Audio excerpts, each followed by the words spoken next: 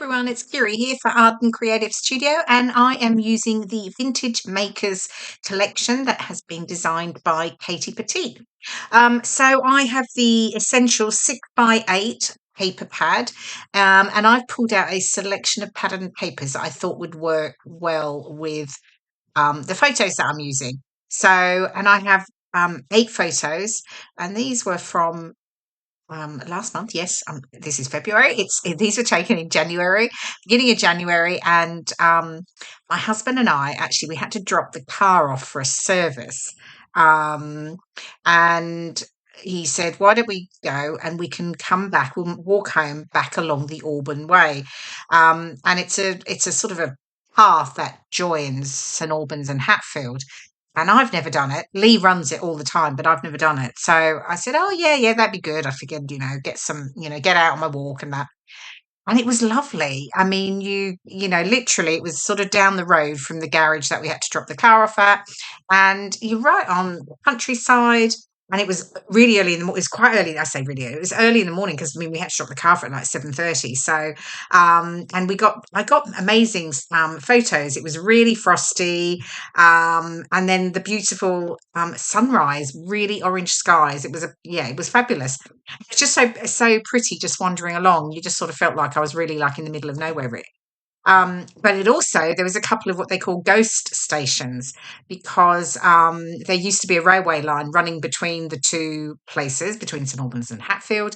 That is no longer, but they have sort of restored the the stations in two areas, and it was really cool to see actually. So it was that was really nice. So I was pleasantly surprised, and obviously it needed a me to document it on a scrapbook layout. So okay. Anyway, that's my photos. So, what I've done here, so I've got the pattern papers, and I've just pulled out a selection of ones that I figured worked best with my photos. And I've got the pattern papers from the paper pad, but I've also pulled out the foundations 6x8 paper pad, and that those two sort of more orangey toned sheets there. One is like butcher's paper, and the other one is burlap, so it's like a fabric but on backed on paper. And that there's also vellum sheets in there and some plain pattern papers as well. So, but I was trying to bring in something that was a little bit more, I guess, orangey toned because of my photos with the sunrise. And I figured actually this burlap paper worked really well. And then I've got that butcher's paper over on the left that you'll see me see me do something with, and then I completely forget about it and completely forgot to use it. So it doesn't actually, there you go. Look, I'm screwing it all up because I had an idea. I thought I'm going to screw it all up. I'll trim a piece and I'll use it as a bit of a backing and it'll give some texture. Well, I moved it to the side and I never did actually use it. So anyway, that's fine. It can be used on another layout. Okay, so then I pulled out, this is the Distressed Diamond Stencil that came out with the Vintage Makers collection. And I am just using one of the Distress Oxides in old paper. It's really quite subtle. And I don't tend to go for really heavy stenciling. I like it to be just sort of peeping out from from the background. And I generally tend to keep it more subtle. Not always, but generally tend to do that. So I've just sort of, I'm just adding some stencil detail. I'm just working out that, you can see it when I get my background papers and photos down. And then I'm just going over it, adding a little bit more colour just with the blending brush over the top of the stencil there. So that gives me a little bit of background detail. And then I've got one of the stamp sets. This is the clear stamp set, Makers Sentiment Clusters. And I'm just using this one. It's sort of got like spots and exclamation mark punctuation on it, and I've just used the Distress Oxide in Ground Espresso, which is a nice deep dark chocolate brown. So I wanted a bit of contrast here, so I'm just adding that in over the stencils. So again, it's going to just really, this stamping is just really going to peep out from around the background. So then I'm still deciding, do I do some more? But anyway, that's, you can always add, but you can't take away. So I'll start with a little bit and then I do add a little bit of stamping later. Okay, so then I distress all of those background papers I'm going to use. And firstly, I'm just going to get them sort of layered up here. And here's the obvious mistake. This pattern, the burlap piece is the wrong one, but I can't find the other piece. So I'm going to just trim this back down so that it's the same width. And I have distressed the edges, and then I'll get that other piece stuck down. Because it's a 6x8 paper pad, obviously, when you want longer pieces, this is what you do. Cut them in half, and then they can just tuck in behind, and it's absolutely, it works fine. And then I'm just making sure I've got that nice and straight. And I'll get that other piece tucked down at the bottom, so it looks like I've got, 3 pieces of paper layered up. And then I'll just tuck this script one in down on the left side there. So then that's my background, and I can get that stuck down and my photos stuck down. But first, I'm going to have a little bit of a play. So, firstly, I'm going to add my foam pads to the back of the photo strip. So I'm just layering these up. I'm just adding foam at the top edges only, and I do that on both of them, mainly because I just like to get some dimension. I leave it flat at the bottom because often when I'm adding embellishments, they're sitting over the top at the bottom and then tucked in at the top. So now what I'm going to do is I'm pulling out the embellishments. I'm just having a play with where things are going to sit, and so that I'm sort of happy with everything. So I have got, this is the vellum ephemera pieces here, and then I've also pulled in the laser cuts, and I think, that's one there, the little fence. Now, I was really determined to get this fence on, and you'll see me playing around with it a few times, I think, in the video. But it just does not make the cut. I just couldn't make it work. It just wasn't sitting right for me. So yeah, but it does hang around for quite a bit. So these are the beautiful laser cuts, which are so fine and so delicate. They really, really are lovely. Such detail in all of the different images. So I've got the leaves, I've got the sort of like the snowdrops at the top, excuse me.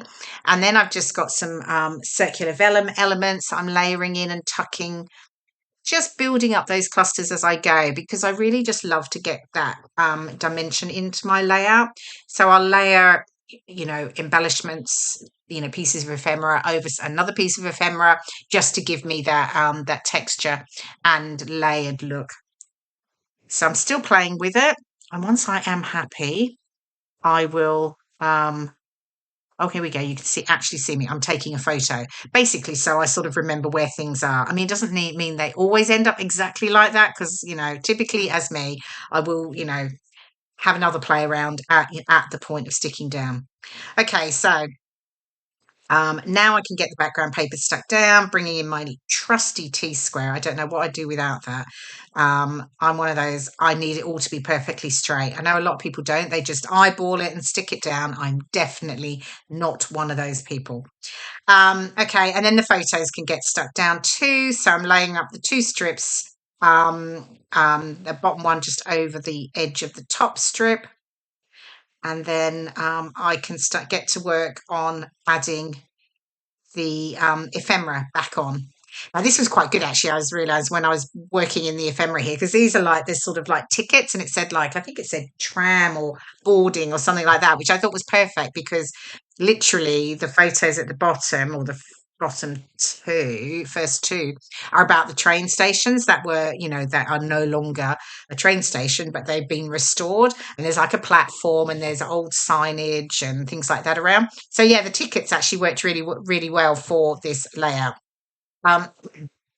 So just figuring out, again, as you can see, there's that little bit of fence there that I'm still trying to get onto the layout, but yeah, there we go, tucking that other ticket in at the top.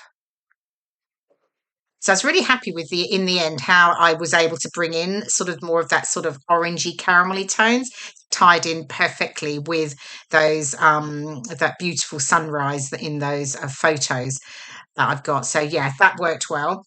Now I've got the one of the vellum phrases here. This says choose to be happy, which I decided to use as my title because I like to sort of raise things and not have everything completely flat. I've just adhered it down to a piece of the pattern paper, and then I'm just fussy cutting around the edges, so I just leave a little narrow border. Now I do start distressing it here. I probably didn't need to because it was a bit fiddly, and actually doesn't really show up that much. But anyway, it's okay. I did it. And then I can get that stuck down. And I will, of course, add my journaling. And I've got a nice big space of white over there on the right because I wanted to really tell the story about, the walk and the sights that we saw along the walk. So, yeah, journaling will go in down there on the right.